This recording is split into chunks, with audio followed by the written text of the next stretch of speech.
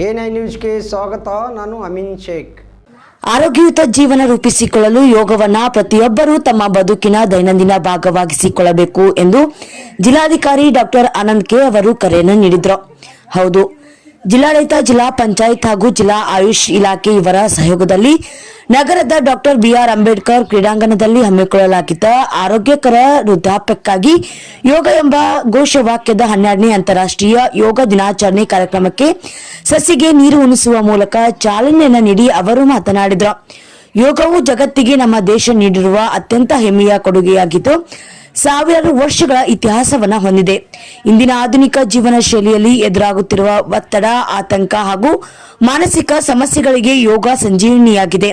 ಮನಸ್ಸು ಮತ್ತು ದೇಹದ ಸದೃಢತೆಗೆ ಯೋಗವು ಬಹುಮುಖ್ಯವಾಗಿದ್ದು ಪ್ರತಿನಿತ್ಯ ನಿಯಮಿತವಾಗಿ ಯೋಗಾಭ್ಯಾಸ ಹಾಗೂ ಕ್ರೀಡಾ ಚಟುವಟಿಕೆಗಳಲ್ಲಿ ತೊಡಗಿಸಿಕೊಳ್ಳುವುದರಿಂದ ನಿರೋಗಿ ಹಾಗೂ ಸುಂದರ ಜೀವನವನ್ನು ನಡೆಸಲು ಸಾಧ್ಯ ಎಂದು ಅವರು ಆಶಯವನ್ನು ವ್ಯಕ್ತಪಡಿಸಿದರು. ಅದರಂತೆ ಯೋಗವು ಪ್ರಪಂಚದಾದ್ಯಂತ ಅತ್ಯಂತ ಜನಪ್ರಿಯತೆಯನ್ನು ಗಳಿಸಿದ್ದು ದೈಹಿಕ ಮತ್ತು ಮಾನಸಿಕ ಆರೋಗ್ಯವನ್ನು ಕಾಪಾಡಿಕೊಳ್ಳಲು ಅತ್ಯಂತ ಪರಿಣಾಮಕಾರಿಯ ಸಾಧನ ಆಗಿದೆ. ಈ ಕಾರ್ಯಕ್ರಮದಲ್ಲಿ ಭಾಗವಹಿಸಿದ್ದ ನೂರಾರು ಯೋಗಸ್ಥರಿಗೆ ಶ್ರೀಮತಿ ಸುನೀತಾ ಬಿರಾದರ್, ಜ್ಯೋತಿ, ಸಂಜಯ್ ಹಾಗೂ ಚಂದ್ರಶೇಖರ್ ಅವರ ಮಾರ್ಗದರ್ಶನದಲ್ಲಿ ಸುಮಾರು 45 ನಿಮಿಷಗಳ ಕಾಲ ವಿವಿಧ ಯೋಗಾಸನಗಳು ಮತ್ತು ಪ್ರಾಣಾಯಾಮದ ಸಾಮೂಹಿಕ ಯೋಗಾಭ್ಯಾಸ ಪ್ರಾತ್ಯಕ್ಷಿಕೆಯನ್ನು ಯಶಸ್ವಿಯಾಗಿ ನಡೆಸಿಕೊಳ್ಳಲಾಯಿತು. ಕಾರ್ಯಕ್ರಮದ ಆರಂಭದಲ್ಲಿ ಗಾಯಕ ವೀರೇಶ್ ವಾಲಿ ಹಾಗೂ ಕಿರಣ್ ತಂಡದವರಿಂದ ನಾಡಗೀತೆಯನ್ನು ಪ್ರಸ್ತುತಪಡಿಸಿದರು.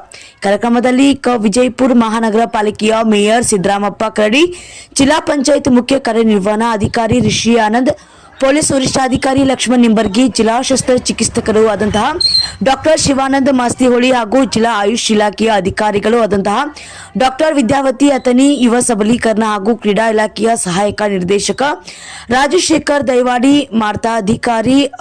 ವಾರ್ತಾಧಿಕಾರಿ ಅಮರೇಶ್ ದೊಡ್ಡಮನಿ, ಆಯುಷ್ ಇಲಾಖೆಯ RS ಪಾಟೀಲ್, ಡಾಕ್ಟರ್ ಮಹೇಶ್ ನಾವದಗಿ, ಸಂಜು ಕುಲಕರ್ಣಿ, ಪಾಟೀಲ್ ದೇಸಾಯಿ ಸೇರಿದಂತೆ ವಿವಿಧ ಜಿಲ್ಲಾ ಮಟ್ಟದ ಅಧಿಕಾರಿಗಳು, ಪ್ರಜಾಪಿತ ಬ್ರಹ್ಮಕುಮಾರಿ ಈಶ್ವರೀಯ ವಿಶ್ವವಿದ್ಯಾನಿಲಯದ ಪತಂಜಲಿ ಯೋಗ ಸಂಸ್ಥೆ, ವಿವಿಧ ಆಯುರ್ವೇದ ಮತ್ತು ಯುನಾನಿ ಕಾಲೇಜುಗಳ ಸಿಬ್ಬಂದಿ, NCC ಕೆಡಿಟ್ಗಳ ಹಾಗೂ ವಿವಿಧ ಶಾಲಾ ಕಾಲೇಜುಗಳ ನೂರಾರು ವಿದ್ಯಾರ್ಥಿಗಳು ಮತ್ತು ಸಾರ್ವಜನಿಕರು ಸಕ್ರಿಯವಾಗಿ ಪಾಲ್ಗೊಂಡು ಯೋಗ ದಿನಾಚರಣೆಯನ್ನು ಯಶಸ್ವಿಗೊಳಿಸಿದರು.